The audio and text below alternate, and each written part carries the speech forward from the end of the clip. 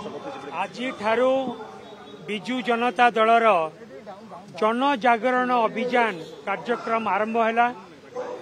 आमर प्रिय नेता मान्यवर श्री नवीन पट्टनायक जी ये कार्यक्रम को आज आरंभ कले।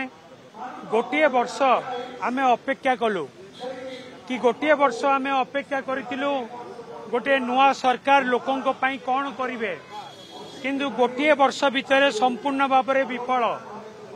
से नारी मानक प्रति निर्यातना हो, आईन श्रृंखला परिस्थिति विपर्यस्त हो, बा लोक मानक पाखरे ठीक भाव में कार्यक्रम न पहुंचवा हो, बा उन्नतिमूलक काम कौन सी आरंभ न करिकी 2022-23 और 2023-24 रे नवीन पट्टनायक सरकार रे आरंभ होइतिबा कार्यक्रम को केवल उद्घाटन और शिलान्यास कार्यक्रम हो बा जेकोसी कथा हो, जो परि भाव में दुर्नीति भ्रष्टाचार अनीति बढ़ी चली गोटे वर्ष भितर एवं लोक माने जेपरि भाव में विमुख होइचंती तार प्रतिवाद रे आज ठारू जनजागरण अभियान बिजु जनता दल तरफ आरंभ होइछि।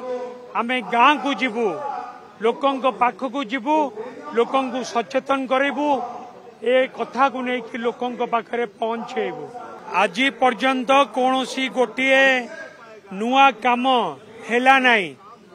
गाँ गहली रे काम संपूर्ण भाव में ठप हो जाइछि एवं जेतिकी टंकार व्यवस्था हेतिला नवीन पट्टनायक सरकार रे ता बाद आज पर्यंत कौन सी उन्नतिमूलक कामर व्यवस्था नहीं।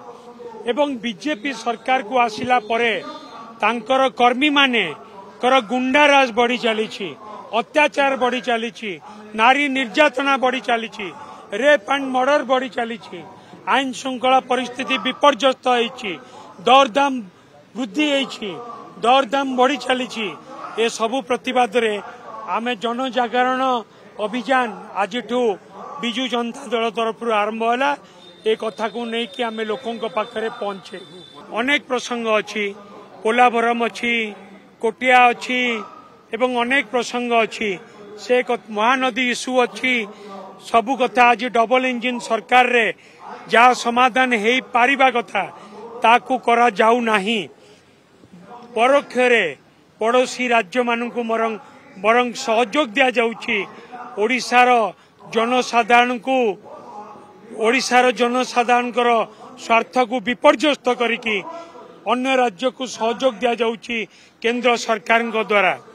से पोलाभरम हो, कोटिया इश्यू हो बा महानदी इश्यू हो, ताकू मध्य आमे निश्चित भाव में लोकों पाखरे पहुंचेबू।